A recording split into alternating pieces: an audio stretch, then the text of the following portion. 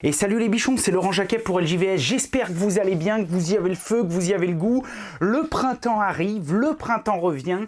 Tant mieux, j'en avais ras la truffe de cet hiver de merde. Ce genre de machine et ce genre de vidéo, je pense que tu vas en voir pas mal. Pourquoi? Parce que cette année, Bosch a décidé d'en envoyer à 2-3 collègues youtubeurs également.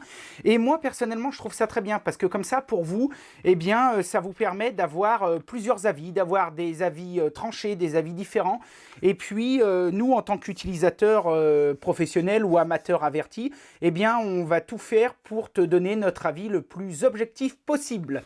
Ok les bichons, pour cette nouvelle pause café, je vais te parler du dernier petit rabot de Bosch Pro.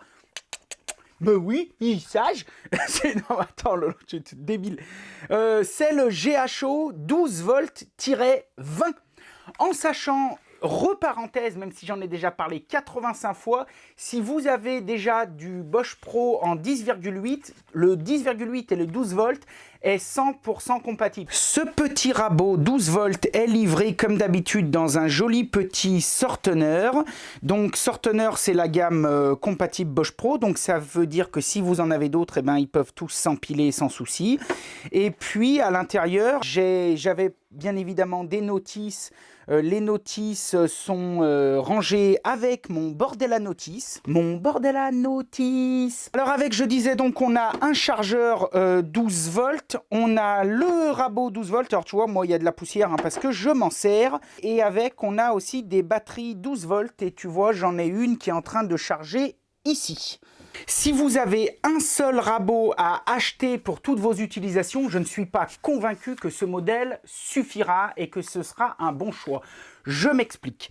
D'abord, c'est un modèle, après un mois d'utilisation, qui me ravit absolument. Et comme la gamme 12 volts ou 10,8 de chez Bosch Pro, j'en suis bien évidemment absolument ravi pour l'instant. En étant hyper honnête, j'ai rien trouvé à redire. Tant qu'on l'utilise dans son application. Et son application, c'est quoi? Eh bien, c'est du petit rabotage et du petit travail de rabotage.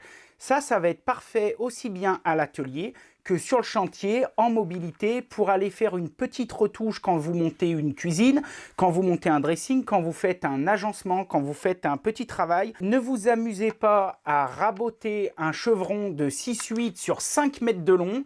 D'abord parce que ce n'est absolument pas fait pour, mais ensuite parce que voilà, vous risquerez d'être déçu. Et donc, je pense que ce n'est pas ce genre d'utilisation qui est approprié à ce genre de machine. Ce rabot, même s'il est super bien, je pense qu'il est vraiment destiné avant tout à être un rabot secondaire. Si je devais en acheter qu'un seul, j'achèterais pas ça, j'achèterais quand même un plus gros. Mais tu vois, pour te donner un ordre d'idée, les 2 derniers petits chantiers de menuiserie agencement que j'ai fait chez mes clients, j'avais emmené donc mon gros rabot, j'avais amené lui et j'ai fait toutes mes retouches avec lui, j'ai même pas sorti l'eau. Une petite reprise d'un bas de porte, une porte, etc. D'un point de vue utilisateur, je suis sincèrement et profondément convaincu que comme le reste de cette gamme, ce rabot s'adresse aussi bien aux particuliers qu'aux professionnels.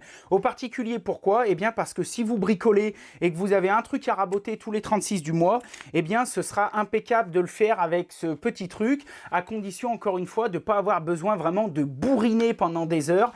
Mais sinon, pour des petites retouches à droite, à gauche, des rabotages légers, il fera particulièrement l'affaire. Et puis, adapté aux professionnels, eh bien parce que voilà quoi. Voilà, comme toute la gamme Bosch, tu peux presque le mettre dans la poche. Donc sur les chantiers, etc., quand tu as des travaux à faire un peu en hauteur ou dans des endroits un peu relous ou même sur le chantier, je pense que c'est vraiment quelque chose de super bien. La première chose que j'ai trouvé assez cool, bon, au-delà de son design et de son ergonomie, parce que tu vois, il tient quand même relativement bien dans la main. Tu vois, là sur le côté, il a un petit capot. Et en fait, ce capot, il sert à protéger le bout du rouleau, le bout de la lame. Mais tu vois, il bascule. Alors ça, c'est génial. Pourquoi? Parce que ça va te permettre de retoucher des feuillures. Par exemple, quand tu fermes une porte ou quoi que ce soit, eh bien, il peut y avoir un peu une surépaisseur. Ou alors, si tu as mal passé ton truc, si tu as mal fait ta feuillure, c'est un petit ajustage à faire. Eh bien, avec ça va vraiment être ultra adapté jusqu'à 17 mm. Donc 17 mm, c'est quand même plutôt pas mal. Hein. Et là, ici, tu vois, là, il y a une petite clé Allen. Je ne sais pas si tu la vois, là, la clé Allen Nouninounette. Oui, je l'appelle comme ça. Là, il y a une petite clé Allen, tu vois. Et en fait, cette clé Allen, elle va te servir à intervenir sur ton rabot, sur ton axe, etc., pour tes fers, etc. Donc ici, là, tu as l'éjection des copeaux. Le truc qui peut être pas mal, tu vois ici, c'est que là, il y a une petite languette. Et cette languette, eh ben, tu vois, elle peut s'enlever. S'il se bouche, eh bien, tu peux l'enlever et ça va t'aider à déboucher le rabot parce que tu vois, c'est complètement traversant. Et l'autre chose qui est bien, c'est qu'en fait, ce guide, il sert à définir le sens d'éjection des copeaux. Quand la languette est dans ce sens, eh bien les copeaux vont sortir par là. Mais si ça te prend la tête parce que toi, dans ton application, tu as envie qu'ils dégagent de l'autre côté, ou alors tu vois, droitier-gaucher, et ben hop, tu prends cette truc et tu vas venir glisser de l'autre côté et du coup les copeaux vont dégager de l'autre côté. Ça c'est plutôt malin, Bosch. Pour ce qui est de la prise et de l'épaisseur de passe, encore une fois, je le répète, c'est un petit rabot. Moi, je me suis jamais énervé avec, je préfère faire 2-3 passes, il y a les coulots, ça me fait une finition qui est impeccable. Si toi tu as envie de bourriner ou si toi tu as quand même envie de savoir les capacités, c'est très simple. Sur le dessus, tu vois, il y a une petite molette ici. Cette molette, elle te sert à régler simplement la hauteur. Par contre, quand tu regarderas, tu vas faire comme moi quand je l'ai reçu, c'est-à-dire, mais où sont les indicateurs? En fait, il n'y a pas d'indicateur. Il y a 2-3 crans. Et la chose à savoir, c'est que quand tu es à 0, bon bah tu es à 0 bien sûr, c'est malin. Mais quand tu viens te mettre contre la butée rouge, tu es à 1 mm de prise de passe. Si je mets un réglet contre, on observe bien que la distance entre la table supérieure de sortie, qui est celle-là, et le réglet, est de 1 mm. Donc là, si tu le règles au maximum comme ça, tu prends 1 mm. Ensuite, ici, il y a un petit bouton rouge qui veut te dire « Attention, ne sois pas trop gourmand, foufou !» Putain, je suis débile. Il y a un petit bouton rouge qui vient en butée et donc, si tu veux aller plus loin, même si je te dis ce bouton veut dire sois pas trop gourmand, même si tu veux aller plus loin, mais si toi tu veux quand même aller plus loin pour faire le dingue, tu appuies dessus et tu peux encore le tourner et là la capacité passe à 2 mm. Tu vois ? Moi, je sais que 99% des utilisations, je ne dépasse pas le 1 mm parce qu'encore une fois, c'est une petite bécane et j'ai envie d'en prendre soin, j'ai envie de la préserver et je trouve que déjà 1 mm, elle a des résultats plutôt cool. Il faut savoir, c'est que Bosch Pro a pensé aussi aux petits foufous qui, sans faire exprès, prenaient une petite pointe ou qui travaillaient dans des matériaux qui risquaient d'émousser un petit peu la lame. C'est-à-dire qu'ils n'ont pas fait les rats. Au fond, tu vois, là, tu as une petite languette rouge et quand tu tires dessus, magie, t'as une lame d'avance. Voilà.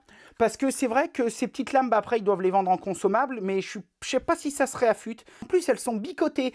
Donc, c'est-à-dire que quand elle est abîmée, eh bien, tu peux la remplacer, déjà la tourner de sens. Et je sais pas si tu verras, là, ça va être impossible à voir. Hein? Bon, bref, tu me fais confiance. Hein? Tu peux me faire confiance. Ok, donc là, d'un point de vue bruit... T'as vu, c'est déjà pas déconnant. Ça, c'est plutôt pas mal. Maintenant, on va se faire 2-3 essais. Je vous conseille quand même si on est d'accord, le rabot va pas te sauter au visage, sauf si tu t'appelles Pierre Richard ou si tu es un peu de sa famille. Tu m'as compris, mais je vous conseille quand même de foutre 2-3 EPI. Bon, tu peux foutre un petit masque. Moi, je te dis franchement, j'en mets pas systématiquement. J'en mets surtout quand je fais du médium ou des panneaux de particules. Voilà. Donc alors, pour démarrer les essais, je vais déjà te faire voir avec du médium de 19 mm en haute densité. Donc on appelle ça du HDF ou du médium hydro. Ce sont des médiums qui sont assez bien, que je me sers beaucoup, qui sont spéciaux parce qu'en fait, quand tu les usines à la fraise, ils ne peluchent presque pas. Et donc tu arrives quand même à avoir des finitions assez cool. En fait, l'éjecteur à copeaux est sur la droite, donc ça veut dire que le copeau va sortir côté caméra. On va commencer à régler à 0,5 mm parce que bon, c'est le principe qui compte.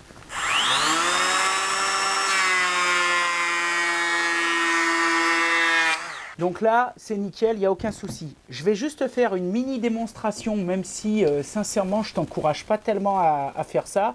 Mais je vais juste faire une mini démonstration avec la lame sortie à fond, donc à 2 mm. Je vais te faire ça juste sur le début. Donc là, on voit bien, mon truc, il est à fond. Là, je suis sorti de 2 mm. Voilà, je ne sais pas si tu verras bien.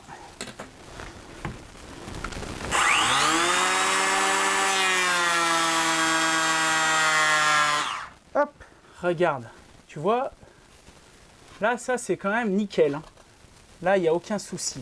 Et tu vois, on voit bien la hauteur de la prise.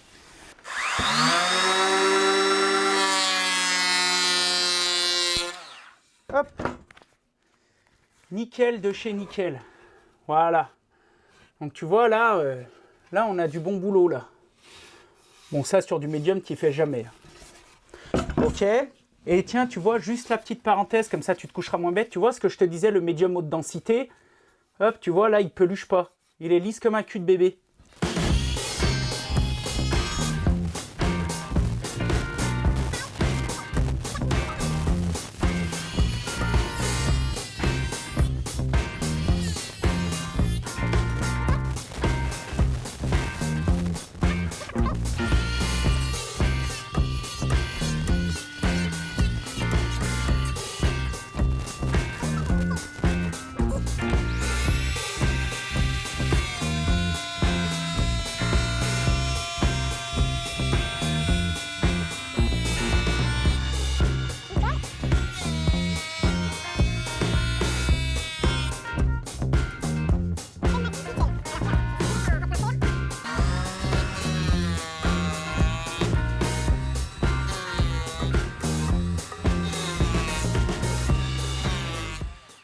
Alors tu vois ce que je t'expliquais tout à l'heure sur l'éjection des copeaux, dans ma configuration là c'est particulièrement utile parce que comme mon rabot il est mis ici, là les copeaux ils dégagent à droite. Or tu vois à droite, et ben moi j'ai toutes mes caisses de raccord plomberie et est-ce que franchement je te le demande, hein?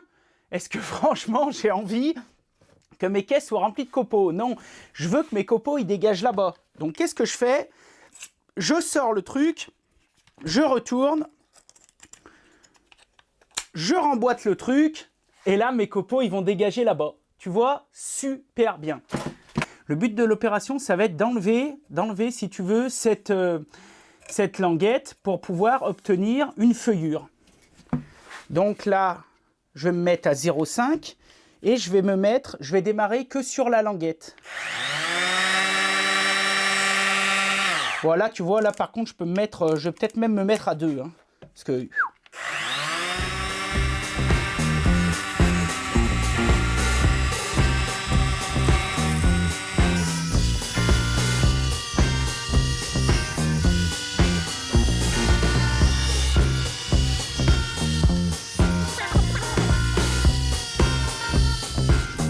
Et tu vois, quand j'avance, regarde bien ce capot, qu'est-ce qui se passe? Hop, tu vois, il se lève.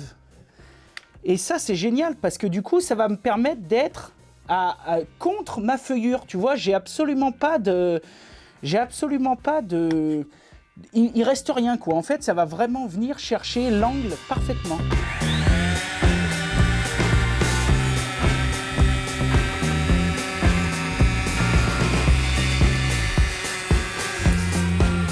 Là.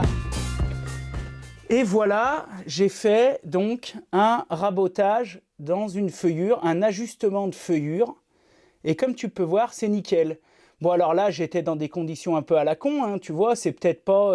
si je mettais une équerre, je suis peut-être pas franc à 90, mais ce que je veux t'expliquer, c'est que la machine, elle est capable de le faire.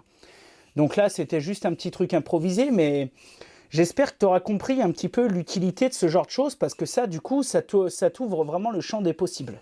Bon les bichons, alors pour conclure et te donner mon avis objectif, eh bien comme tu as pu le voir, voilà un petit peu toutes les utilisations que moi j'en fais dans mon quotidien. Et je dois t'admettre que sincèrement, encore une fois, eh ben, je suis très content de ces nouveaux petits outils Bosch qui sont petits mais costauds. Pour ceux que ça intéresse, comme d'habitude, bien sûr, il n'y a aucune obligation, vous êtes libre, vous faites ce que vous voulez, mais je vous invite, pour les curieux, à vous rendre sur le site d'Outils des Pros, puisque je sais qu'ils vont faire pas mal de petits promos sur ce genre de matos. Toujours est-il que, comme d'habitude, je vous invite vraiment à vous rendre dans toutes les descriptions d'ailleurs de mes vidéos, je mets toujours un peu des liens, des bons plans, etc. Et puis, si vous voulez acheter sur Outils des Pros, j'ai un petit code promo, donc vous allez voir, c'est tout marqué en bas, et puis voilà. Moi, je vous souhaite une bonne utilisation, un bon bricolage. J'espère que la vidéo vous a plu comme d'habitude. Je vous dis à la prochaine pour une petite pause café. Je pense que la prochaine pause café, ça va être la petite affleureuse 12 volts qu'ils m'ont envoyé aussi et dont je suis parfaitement ravi et donc je vous en parlerai. En attendant, comme d'habitude, vous pouvez cliquer, vous abonner, nous rejoindre sur les réseaux sociaux, mettre un petit commentaire et partager la vidéo si le cœur vous en dit, sans oublier le super pouce bleu. Je vous souhaite vraiment d'avoir tout plein de projets, d'être créatif dans vos projets et surtout de faire du bon boulot. À bientôt sur LJVS pour une prochaine pause café. Yeah!